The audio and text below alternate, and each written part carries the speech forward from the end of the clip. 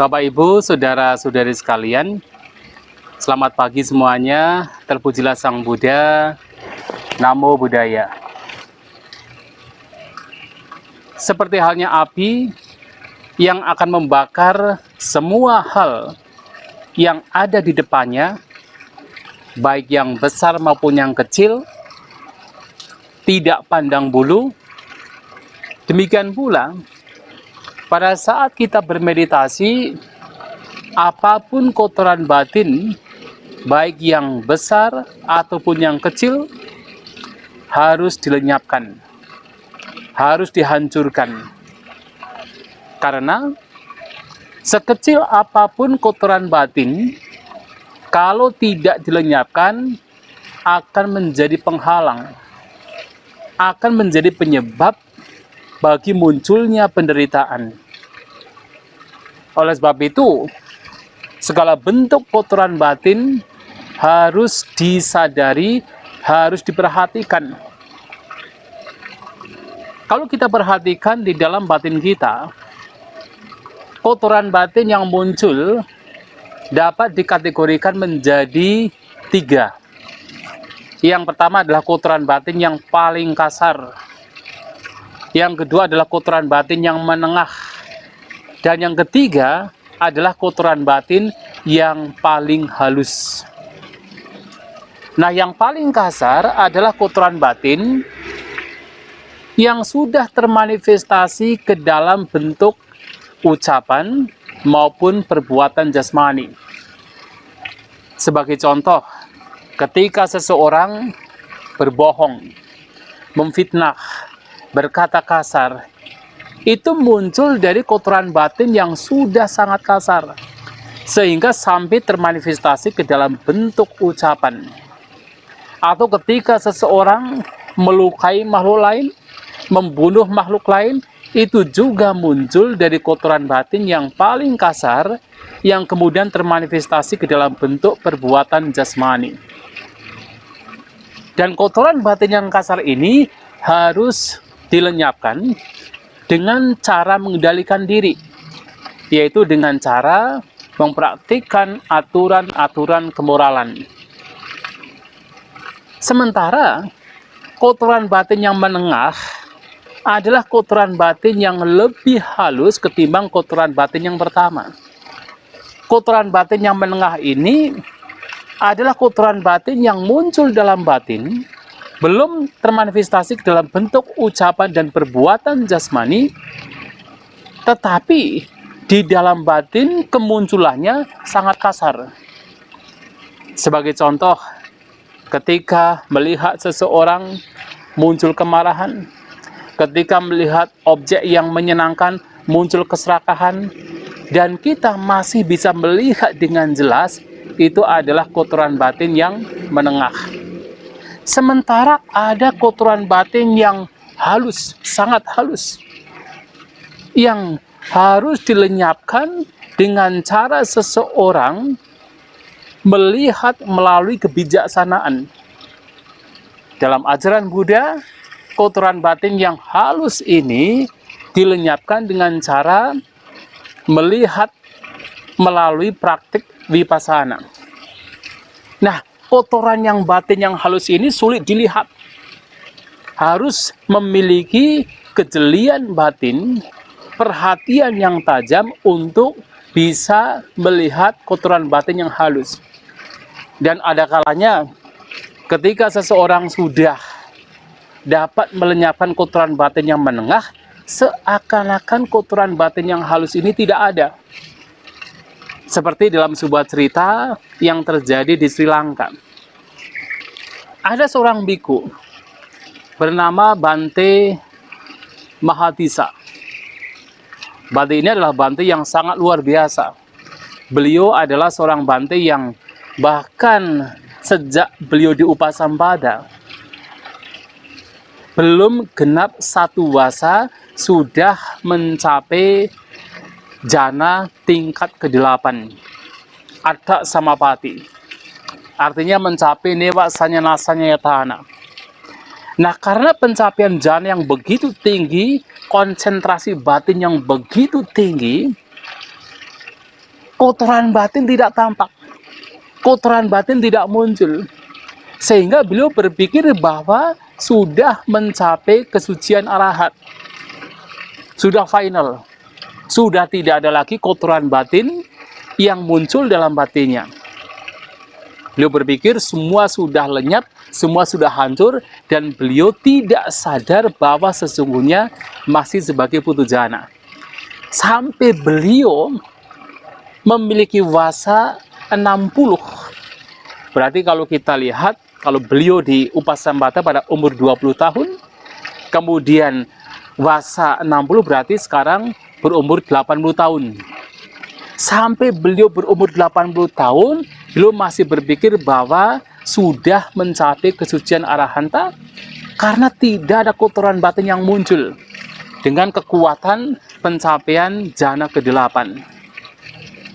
Nah, suatu kali salah satu murid beliau bernama Bante Dhammadina adalah seorang arahanta yang tahu bahwa gurunya belum mencapai kesucian arahat, yang tahu bahwa gurunya ini hanya baru mencapai pencapaian jana yang tertinggi tetapi masih sebagai seorang putu jana. Datang kepada gurunya Bante Mahadisa. Karena kebetulan pada waktu itu Bante Dhammadina itu diundang oleh para biku lain untuk memberikan wejangan dhamma. Beliau berpikir bahwa di wilayah tersebut gurunya Bante Mahadisa adalah yang paling senior. Maka lebih baik yang memberikan wejangan dhamma adalah gurunya. Dan itu adalah kesempatan bagi beliau untuk berbincang dhamma dengan gurunya dan menyadarkan gurunya bahwa beliau belum mencapai kesucian arahanta. Maka beliau datang bersama-sama dengan para Bante lainnya mengunjungi Bante Mahadisa. Setelah mengutarakan niatnya bahwa beliau mengundang, jadi para Bante mengundang Bante Mahadisa untuk memberikan wejangan dhamma. Pada kesempatan itu Bante Dhammadina bertanya kepada Bante Mahadisa, "Bante, sejak kapan Bante telah mencapai kesucian arahanta?" Bante Mahadisa mengatakan, "Oh, sejak saya belum genap 1 wasa, saya sudah mencapai kesucian arahanta." Kalau demikian Bante, apakah bisa menciptakan dengan kesaktiannya sebuah kolam yang indah? Oh, bisa.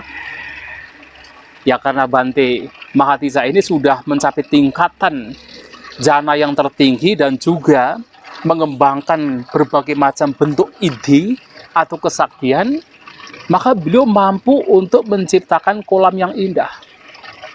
Dan atas permintaan muridnya, Bante Dhammadina, beliau menciptakan sebuah kolam yang indah. Kemudian Bante Dhammadina bertanya lagi, "Sekarang bisa tidak Bante menciptakan terate yang berada di kolam tersebut?" Oh, bisa. Kemudian diciptakan terate yang indah. Lantas Bante Dhammadina juga melanjutkan, "Sekarang bisa tidak Bante untuk menciptakan seorang wanita yang cantik jelita, yang rupawan, yang berumuran sekitar 16 tahun?" Oh, bisa. Saya bisa menciptakan seorang wanita yang cantik rupawan, cantik jelita, berumuran 16 tahun. Kemudian diciptakanlah wanita yang sedang bermain di kolam terate tersebut. Lantas Bante Dhammadina meminta kepada gurunya Bante Mahadisa untuk memperhatikan berulang-ulang kecantikan dari wanita tersebut. Kemudian Bante Mahadisa memperhatikan kecantikan wanita yang beliau ciptakan sendiri. Ketika diperhatikan berulang-ulang, ternyata muncul nafsu ragawi. Dari situlah kemudian gurunya Bante Mahadisa sadar, oh ternyata selama ini yang saya berpikir sudah mencapai kesucian arahanta, ternyata belum. Buktinya nafsu ragawi masih muncul. Buktinya kotoran batin masih muncul. Nah, dari situlah Bante Mahadisa sadar bahwa muridnya datang kepada beliau untuk menyadarkan beliau. Langsung beliau duduk, bersujud, di depan muridnya sendiri dan berterima kasih karena telah menunjukkan bahwasanya beliau belum mencapai kesucian arahanta. Kemudian Bante Dhammadina memberikan yaitu wejangan, menyadarkan gurunya, kemudian untuk segera melenyapkan kotoran batin walaupun sekecil apapun yang di situ adalah kotoran batin berupa nafsu ragawi. Dan karena Bante Mahatisa ini sudah memiliki batin yang begitu matang, batin yang begitu refine, maka dengan segera beliau mencapai kesucian arahanta.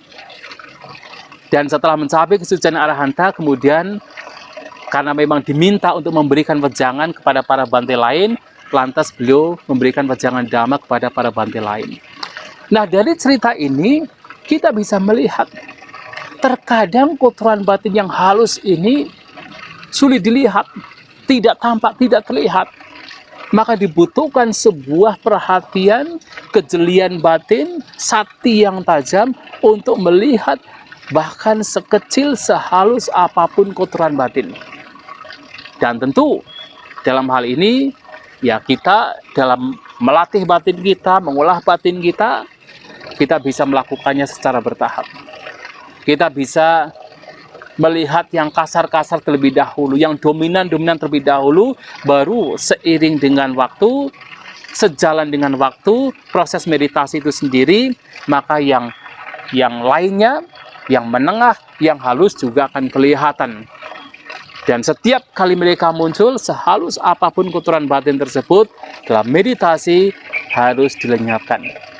Itulah Bapak Ibu Saudara-saudari sekalian, bahwasanya meditasi adalah untuk pelenyapan kotoran batin, tidak hanya yang kasar-kasar, bahkan yang sehalus apapun, yang halus sekali, itu pun juga harus dilenyapkan.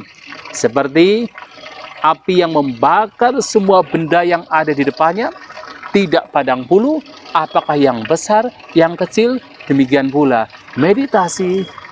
Dalam kita bermeditasi, hendaknya apapun kotoran batin yang muncul, baik yang besar ataupun yang kecil, yang halus sekalipun, juga hendaknya dihancurkan.